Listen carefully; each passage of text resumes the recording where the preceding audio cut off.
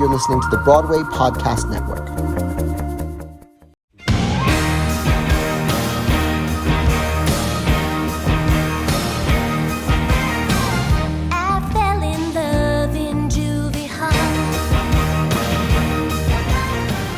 Hi, I'm Jennifer Ashley Tepper. And I am Joe Iconis. You are listening to the Album Podcast, and today we're going to be talking about I Was a Teenage Delinquent! ! The song is a strange one in that it's not cut from a musical, but it did inspire a whole musical called Love and Hate Nation. On this episode, you get to hear all about the album version, which is actually the original version, and its beautiful performances by Lauren Marcus and Molly Hager on the album. It's the girl group musical theater rock and roll song of your dreams, hopefully. Listen up. My suicidal scars just look like hearts and stars. I carved initials in the wall. I fell in love in Juvie Hall. I Was a Teenage Delinquent! ! As sung by Lauren Marcus and Molly Hager on the album. Yeah. This song has a fascinating origin story because obviously a lot of people know this song from the musical Love and Hate Nation, in which it's heard in quite different form than it is on this album. But the first time it was sung was not in the context of the musical. Should we start there? Yeah. So I Was a Teenage Delinquent is a song that I wrote totally as a standalone. I wrote it for a concert at the Beachman in 2012. It was August of 2012. And it was the same concert that I premiered Party Hat and Slide Whistle. Those were the three brand new tunes that I wrote for that concert. And I might have actually premiered an early version of Jeff at that concert too, where I sang it myself. What do you think contributes to these concerts where, I mean, and we've talked about this on previous podcast episodes, where it's like multiple song premieres? Like, do you feel like it's because you have like a break in your schedule? Do you feel like it's the opposite? And when you're really busy, you write a lot more of standalones? Is there any pattern? I think it's that. I think it's when I'm busy. When I'm busy, my brain is just firing in a different way. I do think that it's like, back in the day, I just had more time. And so, there was more of this kind of thing like 5-10 years ago than there is now. But yeah, I think it's that. I think that when I'm like in it, when I'm, in rehearsal for a show, I'm just so like laser beam focused that I can access, ideas and words, and they're more sort of at my fingertips. I feel like I'm just like stimulated constantly when I'm like fully in a show. And I think that in the old days, or not the old days, but like say 10 years ago, because I found myself in rehearsal for like musicals a little bit less, the concerts were like my musicals, like the concerts were, I was rehearsing them and thinking about them in the way that I think about, Love and Hate Nation, the show, or Be More Chill, the show, or Hunter, the show. And so I think I was, in the days leading up to those concerts, I was like, oh, I want to write this, I want to write this, I want to write this. And I just kind of would. I mean, what I think is funny is that when I think about the types of songs that I've written that have been sort of premiered together in clusters, I do think that I can kind of tell a little bit where my brain was at when I was writing those songs, especially in retrospect. It's like I Was a Teenage Delinquent and Party Hat and Slide Whistle. There's like an effervescence about those songs, and they're a lot about like doing things for people you love.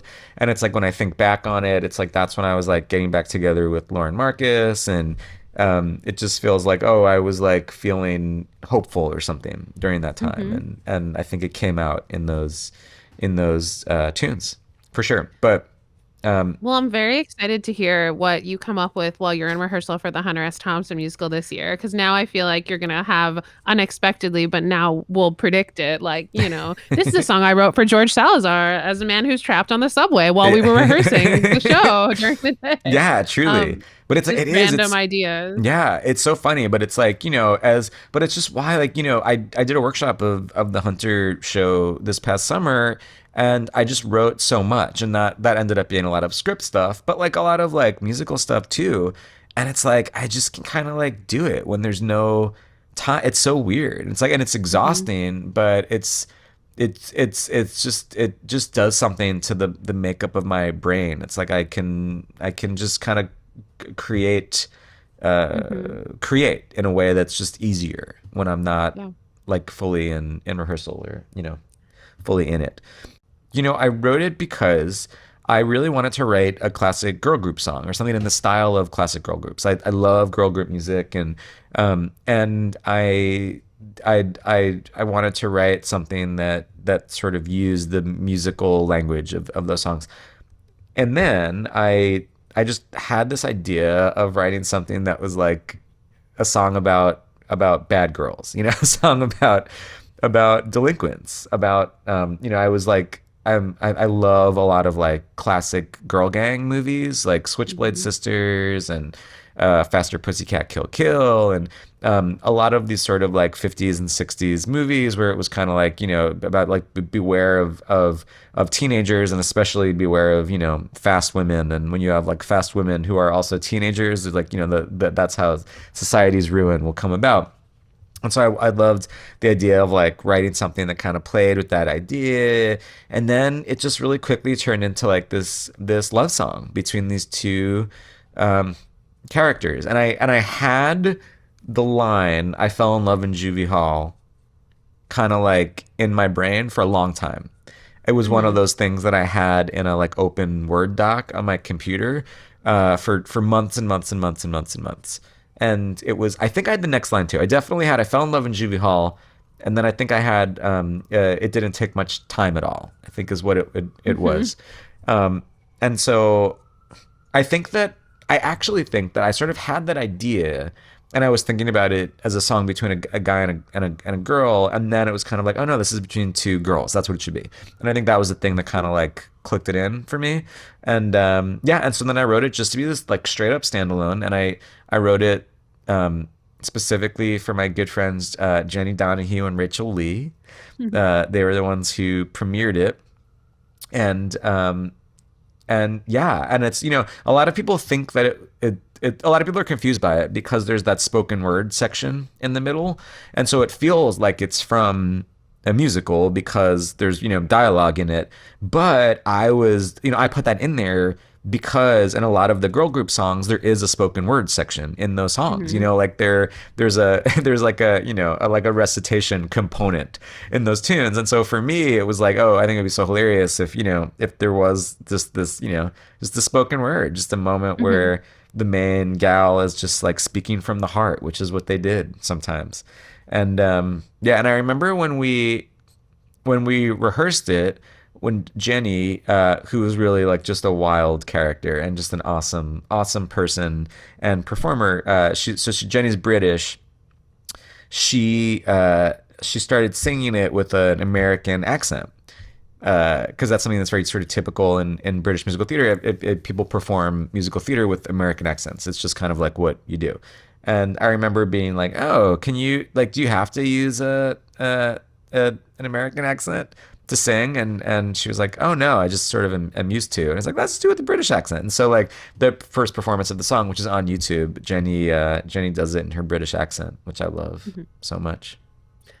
Do you feel like already loving the genres you talked about in the way that you do you feel like you dug into kind of any of the girl group songs or the kind of like teen rebel movies while you were writing this song, even just like a little bit, in a way that made you inspired to write Love and Hate Nation as a whole afterwards? Yeah. I mean, I definitely did. Like, just sort of like creating the two characters that I created just in the context of the song. I was really pulling from girl gang archetypes, right? Of like the main girl who is who is like kind of awkward and has some stuff going on, and I really love this movie Reform Schoolgirls, and there's like a couple of them like that where it's like they have bug collections and they're like the weirdos.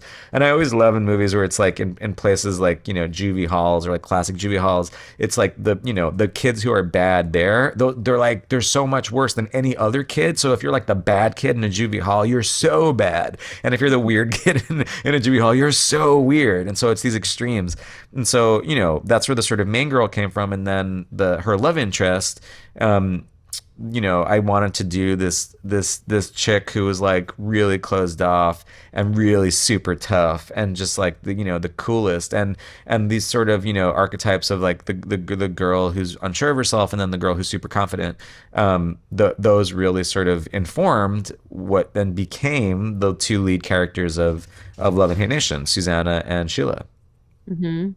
This song also, a lot of your songs strike me as Steppenwolfian, was a word I like to use, but especially this song. I was talking about Steppenwolf the other day in reference to some of their amazing work that's come from there and is in New York this season. And it made me think of like our family and our kind of group of artists we work with, which it sometimes does.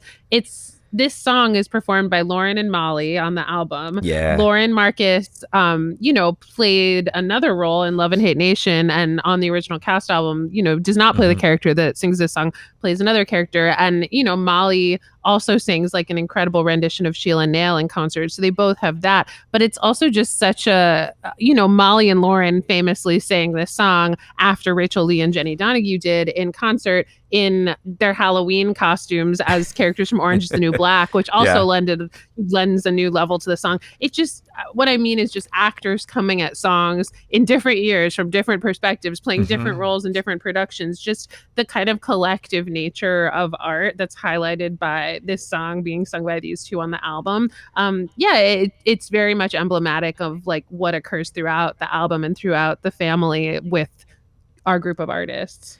Yeah, and it's it's something that I love, and it's like I write musicals and songs for actors to perform them. Anytime I'm writing something, I want to give an actor good material so they can interpret it and make it their own and really have something to sink their teeth into. And I think that I don't know my level of artistic success or merit or whatever, but I know that I've done a pretty good job with that. In my career, I've written a lot of really good material for actors, and my hope is always that if I do that, multiple actors can take that material and interpret it. And I love, in our group that, you can have, Will Rowland or Annie Golden or Betty Buckley or Molly Hager all singing the same song, and hopefully there's enough there that it can be a fully satisfying experience regardless of who is singing it. And I think it is kind of like Steppenwolfy in a way that I really, really love. And it's so funny because I'm so like obsessed with specific people, and sometimes I'll write a song for a specific person, and it's like, of course this is the person who has to sing the song, but I just love so many actors that it's like I also love hearing different people's interpretations of it, like yeah. I also, something you made me think of that I love about this song is, giving like such a happy ending, which this song is, and which, I guess spoiler alert, but within Love and Hate Nation, there's a relatively happy ending for a lot of the characters, and, kind of addressing the honest ways that some of those folks would have experienced life at that time, but also not ruling out the fact that like the most dangerous one from, Juvie Hall and like the most weird one, like bringing, in this case, these two girls together to have this moment where they're like happily declaring that they're in love. It's such a joyful song. It's such a just like a rock out, making it so that not everyone who was in this kind of situation would have felt hopeless. Like it's a song with so much hope in it.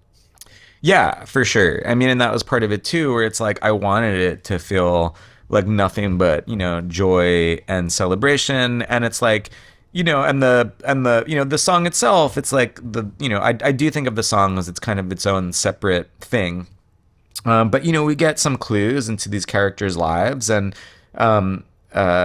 and the main girl, mentions her suicidal scars. And so I wanted to be respectful of the reality of these characters' lives, but also treat it like the reality of their lives and not a part of their lives and not the things that defines them, and it's like, and that's something that I certainly then tried to carry over in Love and Hate Nation itself, where it's like, I think we've seen it. We've seen stories about young people who are in terrible places, who have terrible things happen to them, and then do terrible things to themselves and others. And it's a valid story, of course.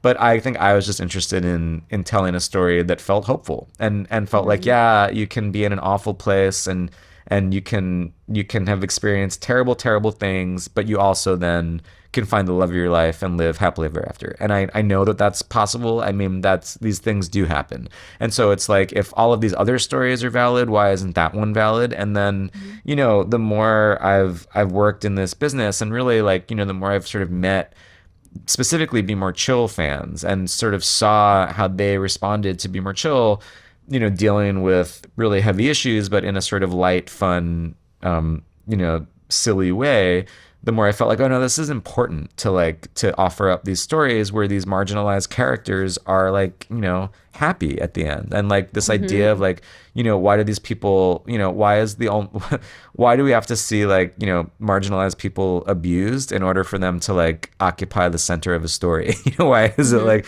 why can't, a person who's part of a marginalized population just have a love song? Why can't they, recognize or address the things in their life that make their life, the things in their lives that make their life hard, but also say like, but I can also have fun. I can also laugh, So I think that's stuff that's all at play in this song, and then to a greater extent in Love and Hate Nation, the musical. Yeah. Talking about that, the song as like, again, an origin point for Love and Hate Nation. You mentioned it was 2012 when this song premiered with Jenny Donahue and Rachel Lee. And then the first time Love and Hate Nation was, staged by John Simpkins at Penn State was 2018. 6 years, I guess, in comparison to a lot of musicals is not as long, but it's still 6 years. So at what point during those 6 years did the Penn State Commission come about? At what point did you, write the next material after this song for what became Love and Hate Nation? Yeah. So after I premiered the song, I really loved it. I was really proud of it. And I immediately was like, it would be so cool to do something else with this. Like, it would be so cool to live in this sonic world, to live in the world of these characters. And so it was always kind of in the back of my mind. And it was kind of in the back of my mind then to do something that was like a girl gang, something that was set in a juvie hall. I couldn't quite get the story, but I knew I kind of wanted to do that. And then the Penn State Commission came around in 2016, and John Simpkins basically said to me, "You can write anything you want. You just have to have roles for all of the people who are in the senior class at Penn State," because it was the first year of this musical theater commissioning program. And it was I think it was like 7 women and 1 dude, and because of that, I was like, you know what? This might be the time when I'm gonna write my Juvie Hall musical, and that's really what did it. It was just kind of like, I have to write a show for predominantly women, and I think this is it. I think this is the show. This is the time. And then, the thing that happened around that time was, Trump was elected, and so I kind of wanted to write something that, or not kind of, I did want to write something that addressed that and addressed America at that moment, but I didn't want to write anything that was like on the nose about it. And so it felt like, oh, this could be a really cool way to kind of address some of the things that are happening in the country right now without it actually being about that. And that's how it was born. And, when I first started writing it, I never thought that I Was a Teenage Delinquent would end up in the show. I really felt like because I Was a Teenage Delinquent as a song, it's a full experience. It's the whole story is completed. she says, I fell in love with this girl. I don't know if I should tell her. Then we hear from the girl, and I'm also in love with this girl, but I never told her. And then they tell each other, and then they kiss. And so it's like a full, beginning, middle, end. The story's over.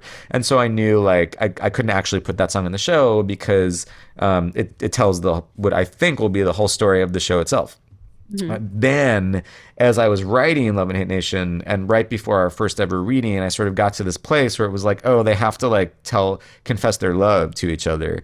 And then anything I was writing, it just felt like I'm actually just writing I Was a Teenage Delinquent. I'm just writing, I'm like sort of like ripping off myself. And it's like I said it best initially. And so then, I Was a Teenage Delinquent. Now I call it something else. Now it's called I Fell in Love in Juvie Hall. In Love and Hate Nation, that's the official title of it now. And so it's this weird kind of like adaptation of I Was a Teenage Delinquent. And because I wrote it and because I Was a Teenage Delinquent was the impetus for the whole thing, I don't know if it's weird. I don't know if it feels right. It's just so strange. I'm so close to it, but it feels like as it exists in Love and Hate Nation, it feels like that's the form the song wanted to take in the show, and I kind of just let my impulse guide me there, and so yeah, it's like it feels like Love and Hate Nation did a weird cover version of I Was a Teenage Delinquent, and that is what is currently in the show. Yeah. Either because they're aware of the journey you just described with this song or not, I feel like there are fans of yours who love a specific song and are like, oh my God, is there a whole musical about Jeff, or is there a whole musical about Kevin? Or do you think, and you don't have to say which song it is, but do you think that this would ever inspire you in a future tense? Like, do you think there's maybe any other song you've written where you'd go, oh, I could expand that in some way? I don't know. I will say this is the only song I've written where I've ever felt compelled to. And it's just in a really sort of, organic way. I was like, hey, this is the only one. But it's hard to think about like stuff like Kevin, Kevin specifically. That's the one that people ask me about the most. And I just like, I don't know. It's like, I think that I sort of like hanging with that character for 6 minutes in the context of a song. But I don't know what a full musical of that would even be. It's like it doesn't call out to me. Ammonia is another one. Ammonia is like, but Ammonia is one where I feel like it's a moment with this character. I'm really interested in that character of the woman who sings Ammonia, and so maybe that's a case of like if it ended up in a show, it might be the song that ends up in the show, but then the musical will be about something else. But yeah, I don't know. But this is the one that sort of immediately was like, oh, this is something bigger. And I haven't had that experience again. But maybe I will. Who knows? As you described it about Ammonia, it was like the songs in themselves are obviously, they're complete pieces of work. And if you had them in a show that was about something else, they would just steal the show. People would be like, this musical about this family is great, but I want to learn about the lady who just sang Ammonia. So yeah, it's kind of self-defeating, but I guess you never know what the future holds. Who knows? Yeah. We'll see. Look out for Jeff the musical. Yeah. Yeah. Great. Anything else about I Was a Teenage Delinquent, ! Later became I Fell in Love in Juvie Hall? I just want to shout out the gorgeous performances of Lauren Marcus and Molly Hager. They're just amazing, and their voices are so different. Like they kind of sound like they're from different planets, just like the timbre of their voices and their style of singing. But I think it works so beautifully for the song. I think without even doing anything, they communicate that these two characters are like worlds apart, just by the way their voices sound. And I think it's like a testament. I hope it's a testament to the beauty of actors who have personality-filled voices, who come to the table immediately with recognizable, strong, opinionated voices. There's nothing that sounds generic about the voice of either Lauren Marcus or Molly Hager, and I love that so much. And I love hearing them sing together because that feels like what life is. It's like we're not all the same. Like we're different in so many ways, and I like that their voices sound so opposed, but then I think they hang together really nicely. And the arrangement of the song, this is one of my favorite Charlie tracks. It's just so humongous. And in Love and Hate Nation, the orchestrations are great, but for Love and Hate Nation, we tried to make it a little sort of grittier, a little bit like harder, and for the sound of it, I mean. And for this, it was kind of like, okay, let's really go full girl group and make it as sort of lush and bombastic as all of those Phil Spector arrangements were. And I think we did a nice job. You said it all best. That's it. I was That's a it. teenage delinquent.